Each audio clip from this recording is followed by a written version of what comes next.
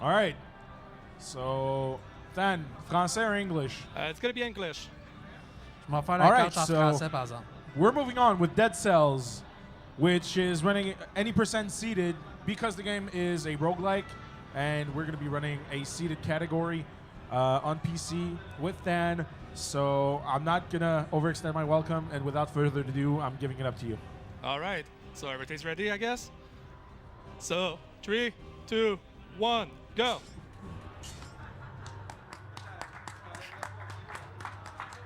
So pretty much this is going to be seeded run. The reason is pretty much for safety for marathon luck. Usually the category we play is either going to be unseeded, any percent, or it's going to be fresh file. Seeded is pretty much the fastest category because we know pretty much the layout of the map, everything. Pretty much the city, how the game works. There is a leveling system, and I did a mistake. No problem. So I'm gonna have to do a small backup strat in that case. I just used the wrong item in the shop. That's not an issue, I can fix that. So yeah, seeded run, we know pretty much every item on the game. We know all the setup, and we pretty much do the game fast, and that's pretty much that. We just try to not die. Dying is really easy in the game. Most of the bots gonna kill us in 1 or 2 hits if you're not careful. And the other thing is gonna be a lot of the enemy can decide to just push up on some spikes, just do mean thing to us. So for that, pretty much the setup of the game, how the stat system work. Your stats gonna be divided in 3 things, like we see here. It's gonna be brutality, tactic, and survival. I'm gonna focus on survival, on tactics pretty much, since that's gonna upgrade my kunai, which is an auto-tracking item, and at the same time that's gonna upgrade my sword right now, which I'm gonna have to use since I did a mistake at the start of the run. That mistake just gonna make the first boss a little bit longer, a little bit less safe, but nothing to worry about. So the other thing about the seeded run, all stages are RNG pretty much. It is a roguelike, so you're never gonna have the same stage twice. So that makes some stage a pain to do, and you can easily lose 10+ minutes in a stage if you don't know where the exit is. So just like I said, when the enemy want to push you out, that happens. The reason I'm killing some of the enemy on the way is because the game got a speed boost mechanic. If you kill about 10 enemies, you get a speed boost. And each time you kill an enemy, you conserve that speed boost. That speed boost fade out after 5 seconds or 10 seconds if you get a special mutation. Mutation, I'm gonna go a little bit more in deep right after that, right here. Oop. So that's what's first stage and second stage pretty much. Those are pretty much straightforward. Go straight forward, don't die. That's all you have to do. I'm gonna take the tactics mutation since my build right now is pretty much gonna be all tactics. I'm gonna have to do a small detour to the mistake at the start, which pretty much, usually for the first boss, I will have explosive crossbow instead of just the sword and the kunai. So, and I always go the wrong side here. I don't know why. So I'm gonna do a small detour and take a bear trap, which make the first box super cheesable. Right here. There you go. And kill some enemy at the same time. This game is really sweet if you want to speedrun it. The reason is the game itself can reward the speedrunner with door like that. Those doors close after a certain time. The second door, if I remember correctly, close after 8 minutes, 1 minute 30. First door on the other stage close after 2:30, if I remember correctly. And there's another one that's gonna close out later on. So pretty much, since this is a seeded run, I know the exit's gonna... wait, I just missed something. Sorry about that. just a small safety is gonna take a little bit more stat, especially since I don't have the right item.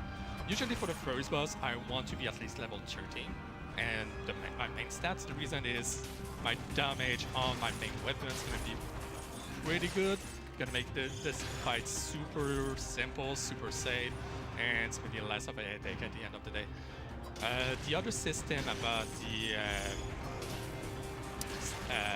level up pretty much is usually you want to distribute a little bit your stats just to get more HP pretty much, because there is a diminishing return as far as your HP go. First time you get 50%, second time 30, after that it's 25, after that it goes down a lot. So, just gonna take that for now. Usually I'm gonna take either cooldown reduction or when no enemy are nearby. But since I screwed up at the start, I'm gonna take that, since the bear track count as a deployed skill. So pretty simple boss. I want to stay close because he got this attack that I didn't want him to do, which put a Nora around him that damaged pretty much myself if I try to get close. And if you stay close, he's never gonna use that, so. At the same time, I wanted to use the bear trap here because it, like we saw here, it prevent most of his attack pretty much, and prevent him from turning, so make the fight super easy and super safe. And now I'm gonna be able to fix my mistake for the last boss pretty much. Well, not last boss right now, but I'm gonna be able to get the item I wanted at the start. Just gonna take a safety heal just in case. There you go. So, Flock Furor. Super scary stage. The reason is they're teleporting enemy in this thing. I'm gonna try to avoid most of them, but sometimes there's one or two that are gonna follow me and I can have to deal with them. The reason those are super scary, if they get you in a corner, they're just gonna stun lock you, and there's nothing you can do about it. The other super scary thing are those pirates right there. That attack that they do with the charge, most of the time, if you get hit by the first time, you're gonna get hit by everything, and you just gonna die. So yeah, we don't want that. So just go up. Pretty much the goal here is grab the key. Usually you get 2 keys, but there's a way to skip the first door. And it's weird. This time he didn't try to attack me as soon as I got out. Usually he's gonna be waiting for you there. So I'm just gonna take the explosive crossbow that is in this chest. Replace the sword. The reason I wanted the explosive crossbow is one of the most damaging. Oops, I missed the thing there. No problem. It's one of the highest in power pretty much for an item, for a ranged item. The bad thing about it is there's a wind up pretty much. You charge a crossbow first. But if you can time it correctly, most of the time that's not even going to be an issue. And Spikeball doesn't want to be nice with me today. And do that. The reason I'm doing a ground stomp pretty much... Okay, nice shot. After most of my jump is to prevent a stun pretty much. If you get on the ground, well, after a certain height, you're going to be stunned for like 1 or 2 seconds. And combine that with teleporting enemies, those just gonna have a blast with you with that. Just gonna kill you. I'm gonna try to safety heal. Or not, I'm at the end, so I'm fine. Just gonna put that, prevent them from moving. Heal, because why not? And let's go.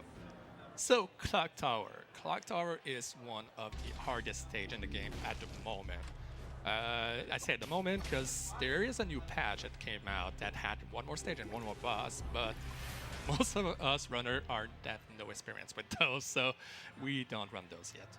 It's gonna be something soon. But Clock Tower is a special case. So first thing, take the freeze grenade. That's gonna make it super easy to cheese a boss. Grab the elevator. So Clock Tower is divided in 4 towers. Nah, I missed the jump. There you go. And it's super movement intensive. There's a lot of platforming to do. and you have to make sure that you don't screw up, because most of the time you're either gonna fall down on an enemy or you're gonna fall down and spike, and neither of those are good things. So, and those little guy, the phaser that they call, they teleport, and sometimes when they teleport on your platform, they're gonna push you off just cause they can. So yeah, we try to avoid that. I used the wrong skill, that's not an issue. There you go. This tower is super long. I tried to get a seat with a smaller one, but this one was the safest run I could get, and the bad thing was pretty much a clock tower here, which I have to go all the way to the top. Jump here. So we're gonna do a small stop here, grab a grenade, kill this guy, grab this one, replace a bear trap, and we are set for the last boss. So try to not use.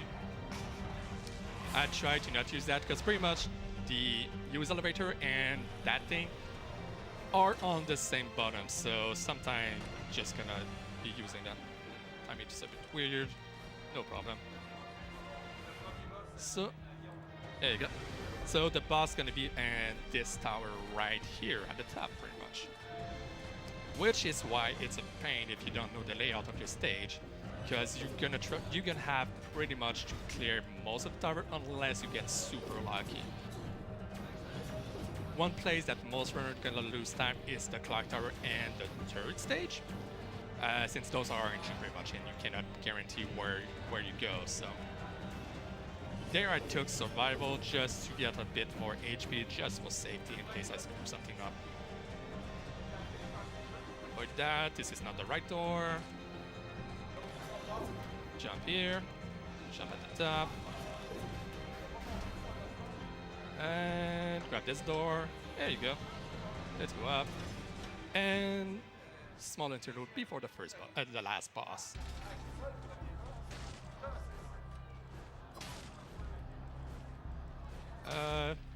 Okay. I thought I yield. Huh. Guess I did better than I thought. Oh well. So, oops. I always forgot there's no platform there. Last boss. Well, last boss for now. Assassin. Pretty much close combat. I'm gonna try to cheese this AI a little bit.